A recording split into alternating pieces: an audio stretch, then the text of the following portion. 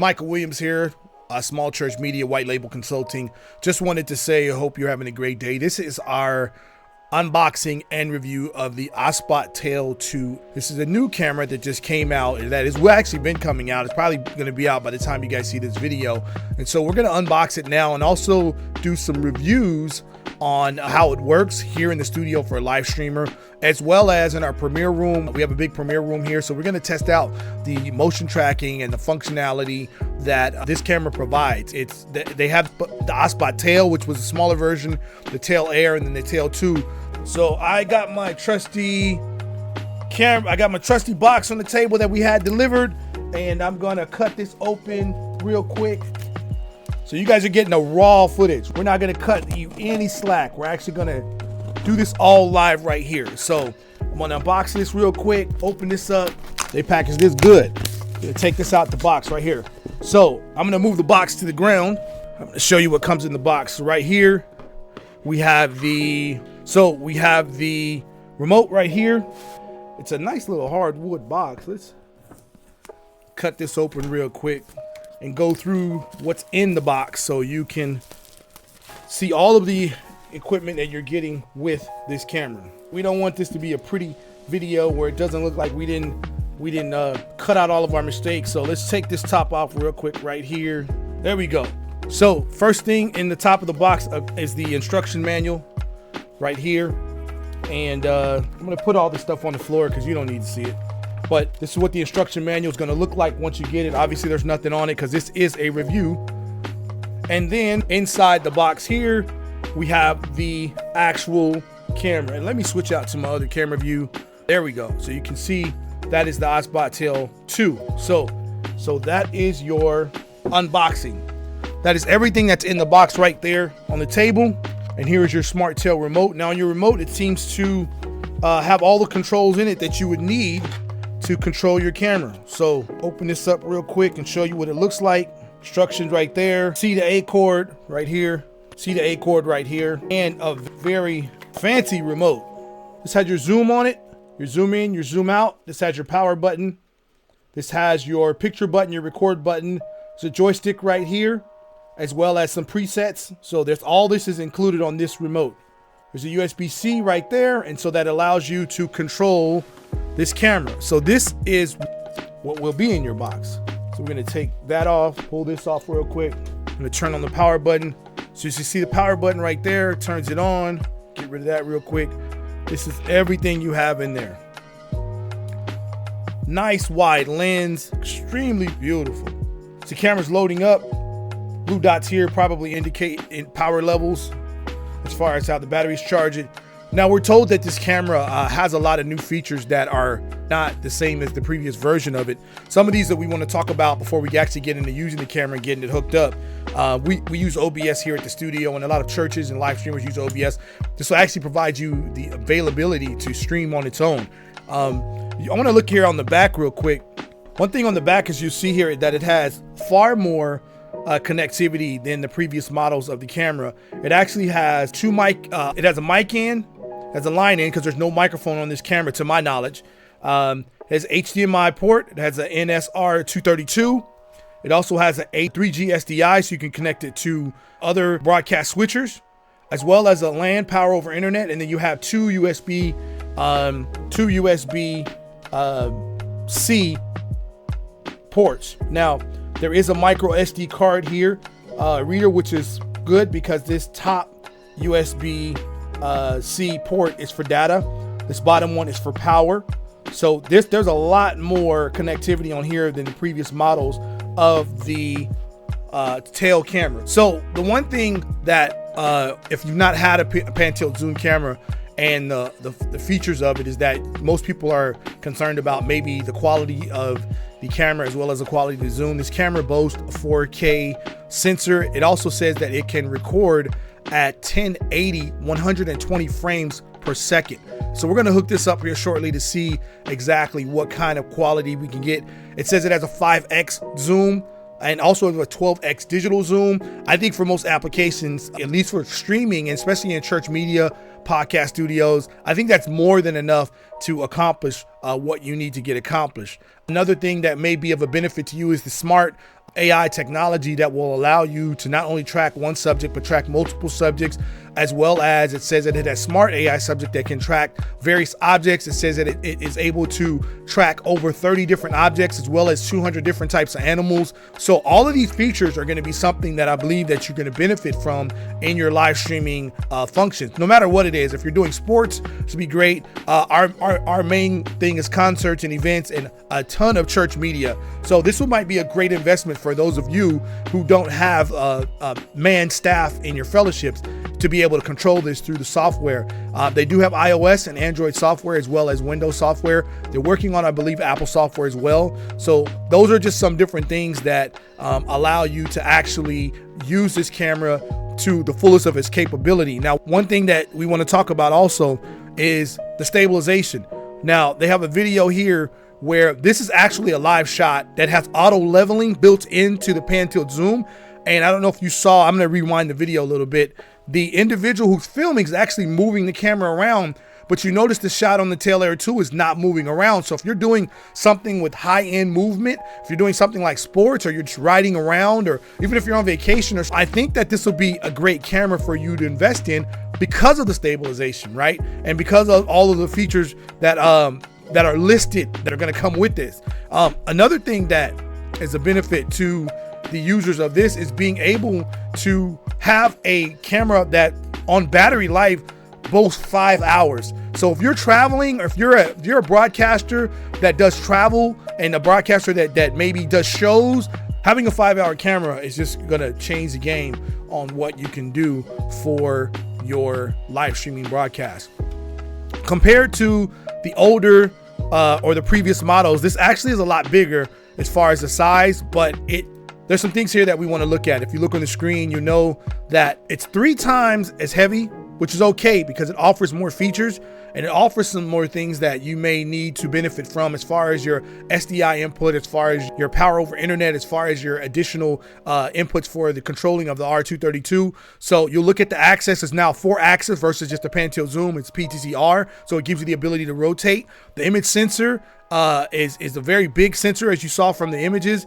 Frame resolution now is 4K 60, and it also can do 1080 at 120 frames per second. So if you're recording, this would be great for slow motion videos. You have a hybrid zoom of up to 12x.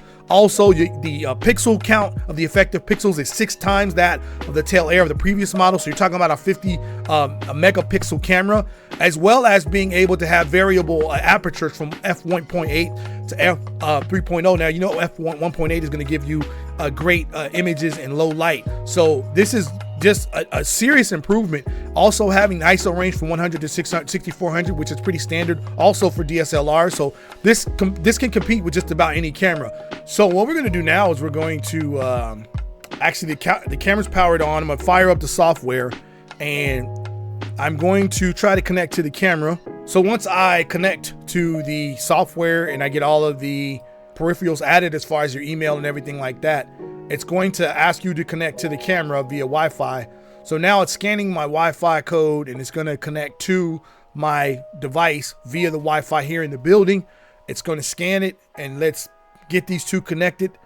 And we're going to connect to this network, and we're going to block out the password. So you're going to connect to your Wi-Fi. It's going to be connected, done. We're going to choose a mode. We're going to choose landscape. We'll just go through the menus for now. It tells you to be able to browse videos that are on your camera. This operates the presets that are there. Also talks about being able to edit the settings on the camera as far as the picture is concerned. Enable virtual cam, add hot virtual cam, third-party platforms, and then you can click to enter the third camera. So here you'll see gesture control, which we're going to turn off. And we are going to go video preview here. So we're going to move this over, click yes. So now the camera is connected, as you can see right here. And if you scroll down, let's go through some of these settings real quick just to see what we have here. We have your presets, which are right here. And this gives you the ability to set some presets. Here you have your power button, your record, your virtual camera, as well as to fix up the image of your camera. You also have the remote controller. You have 3 focus modes.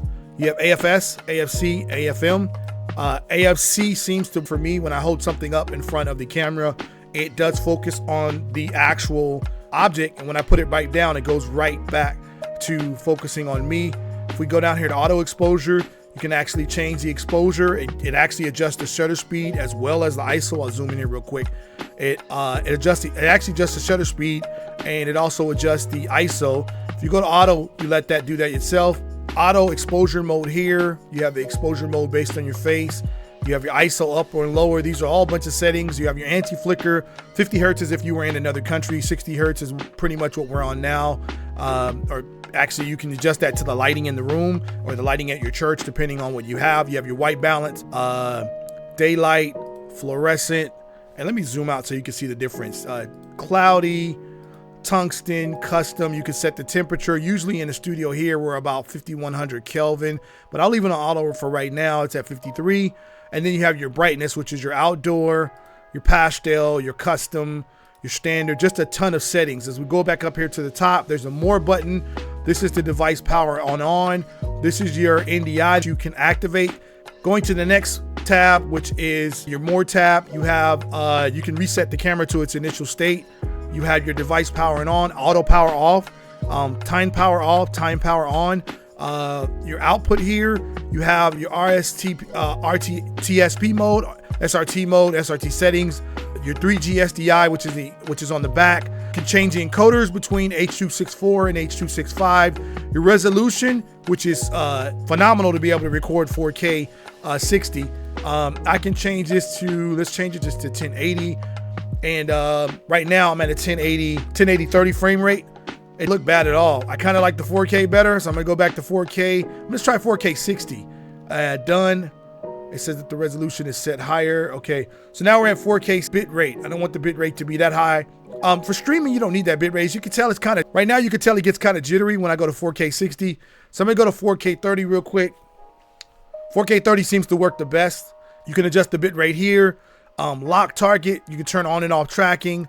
Zoom, so if I turn this off right here, this is for gesture control, which I really don't want to do that right now. Lock target is where you raise your hand and it locks on the target.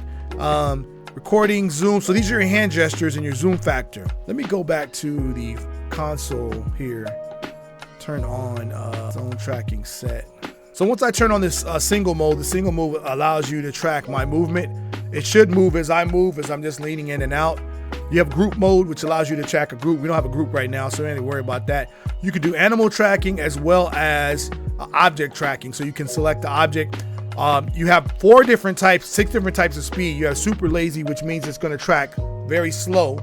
You have lazy, which is going to track a little faster. Actually, crazy is going to be like very fast. And then you can lock the pan axis or you can do the tilt axis. So that just depends on what you want to use that for. Here's your presets down here. Here's your gimbal. Of course, you can add your gimbal, and this is where you actually can control the control of the camera. But right now I have it set to tracking from the zone tracking. And so I'm going to go to single mode, which should be me. You can actually go in here to the software and turn that on or off. But let me turn that off right now. So it's not gonna move now. I just turned the tracking off.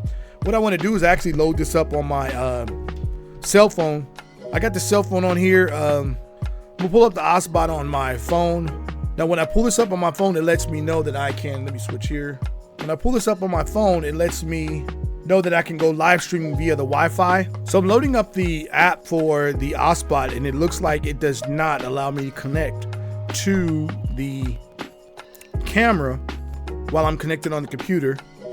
And actually, when I connect to the camera, as far as I know, I tried to load so I am able to get the software loaded on a phone. I can see pretty much all the settings that are available through the same thing on the app that's on the computer. I can change all the preset modes, gesture control, all of that. And also I can actually turn on the follow me feature. I want to try to add a video source. Let me see what happens here. I can add a video capture device. In order to use the NDI software, you do have to purchase a license through the NDI software. But what I'm going to do is I'm going to actually take this camera and mount it to a desk tripod that I have here in the studio. So now that that's mounted, I am actually going to OBS add it to my fourth camera input so I can actually see how this looks. Taking a HDMI cord right now. So I got the app set up on the phone. I'm hooking the camera here to my right, and I'm actually going to turn on the AI software to where I can actually walk over to the desk, see how the AI tracking software works as far as I am concerned. As far as concerning the AI tracking software, I'm going to turn on the phone here. I know that depending on the port. So this is part 2 of the review for the OBSBOT Tail 2. We had a little bit of trouble getting the firmware updated. It took us a couple of days to actually get the firmware updated. You need a very high-end SD card, or if you don't use an SD card, you do have to plug it into the data cable. So it took us a while to get that installed. I watched another reviewer who said the first thing you should do is you actually should update the firmware, which is what I didn't do. So my apologies for that. So once I got the firmware updated, we are back in business, and we actually have it in our ATM Mini. So if you can see right here, I got the camera installed, and I've actually got the software on the phone as well installed. That I have it set to find me, follow me. So tracking on this is really, really good. And actually on the app, I can track anything. I'm going to switch over to the light. It's going to focus in on the light. And if I hold down the zoom, I can actually zoom in with the click of a button, which is very, very cool. It's got a dial wheel on it, so I can zoom all the way in. Obviously, if you zoom in, you got to play with the ISO. And then if I zoom all the way out, that's the digital zoom that we were talking about at the first part of the video, the first half of the video.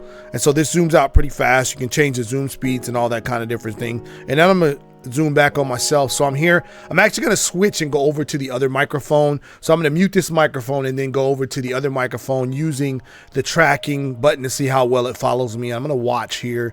Let me open this up. Let me go full screen school window projector. So I'm going to put this up on the view over here. I might create an infinite loop, but back in the corner, you'll see back over my right shoulder over here. Oh, over here, you'll see the TV screen. So it'll track me. So I'm going to mute this mic and go to the other mic as well and see how this works out.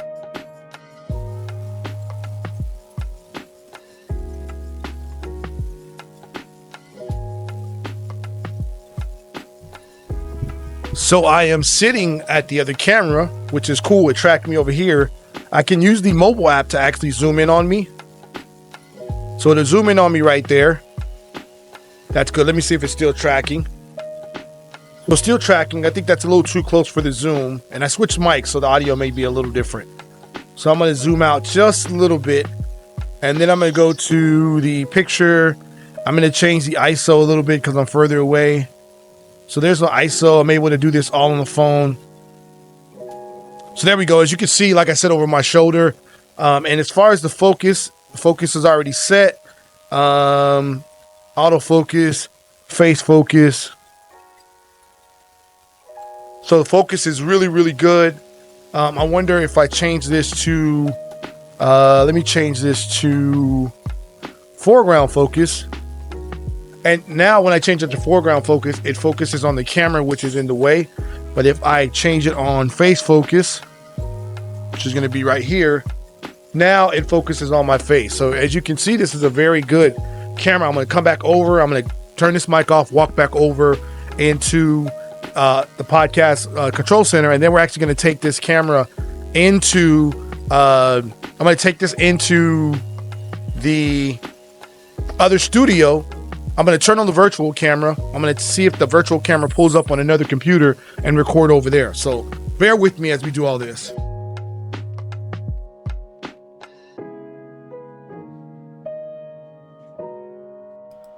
So you got to be aware, as you see, I'm a little burnt out here, that when you change the ISO, that you must, oops, let me go back to focusing on me, and let me go ISO, whoops, let me go here. Okay, there we go. Now I'm going to go to ISO, shutter speed, bring the shutter speed back down to where it needs to be, put the ISO back down to, I think I had it at 800, maybe 1,000. Okay.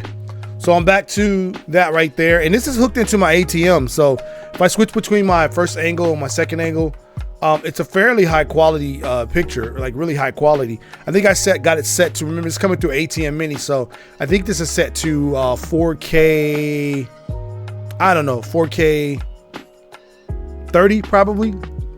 But yeah, this is set well. I'm gonna take the zoom, and got to be careful with the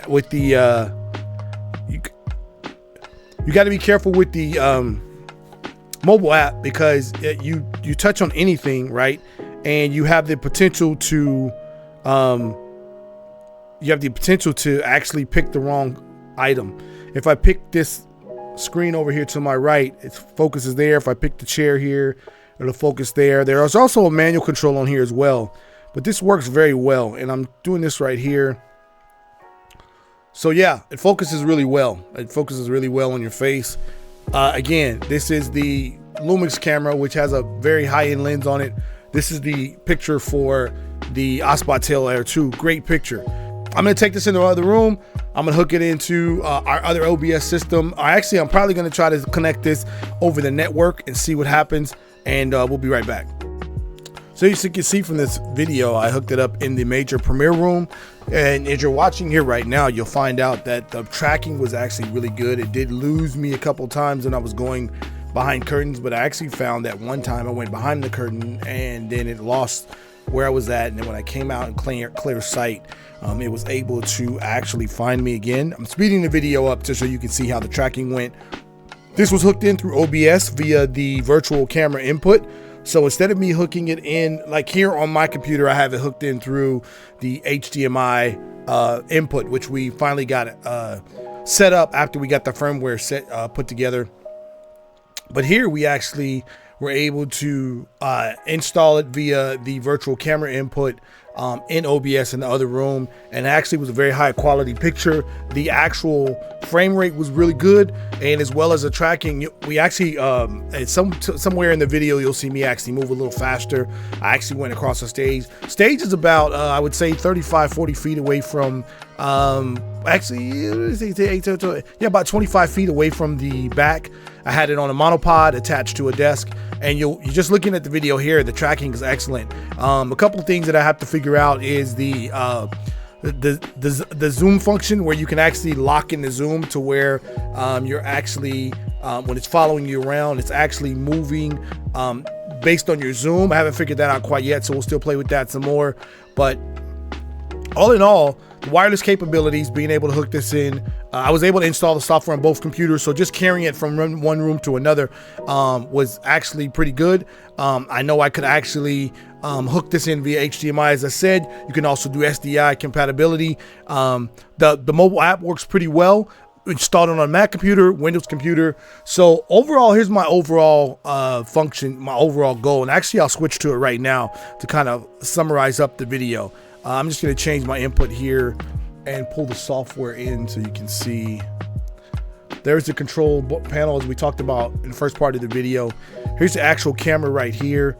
I actually have it set to AI. I'm actually trying to get out of that. Let me see here.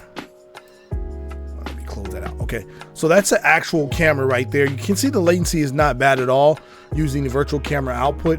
I can also go down here to the zoom, which is in the console mode, and go down here and zoom out just a little bit to give myself some flexibility with the movements. It's very tight on the tracking. Obviously, you can set the tracking here, the speed to super lazy, slow, fast, crazy. Crazy is going to be really fast. It's really going to be locked in on the head.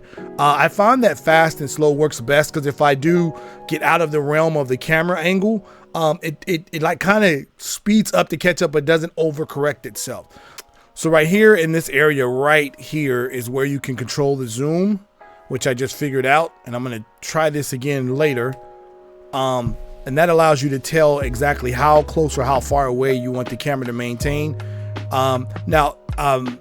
When using this on your phone, it's best to use this if you're in a church setting. I would say it's best to use this on a tablet or a computer, just so you can have all the options available. And then that way you can get everything dialed in. Obviously, when you're doing something like a live streaming, you don't want to have the camera jittering all over the place. So I would say get these things set, work on your presets as well, to make sure that as you're setting this up, it actually operates the way that you want it to operate.